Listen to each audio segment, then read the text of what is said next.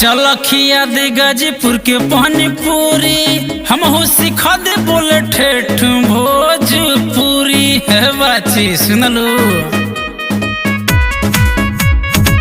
चलखिया दे गाजीपुर के पानी पूरी हम हो सिखा दे बोले ठेठ भोजपुरी।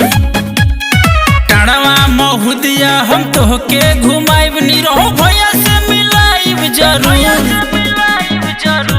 तनी रहू गलिया पो लिखवाला हो जइबू मशहूर। तनी रहू ओढ़नी पो लिखवाला हो जइबू मशहूर।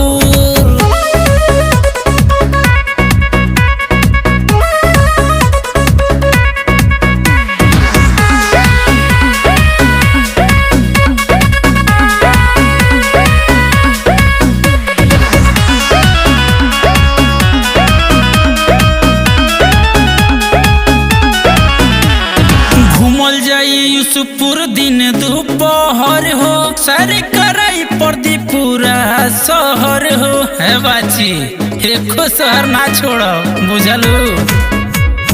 घूमल जाई रसना बोलिया दिन दोपहर हो सारे कराई पर्दी पूरा शहर हो। तोहके सफरिया में बैठी घुमाइब सेल्फी लेब जरूर। तनी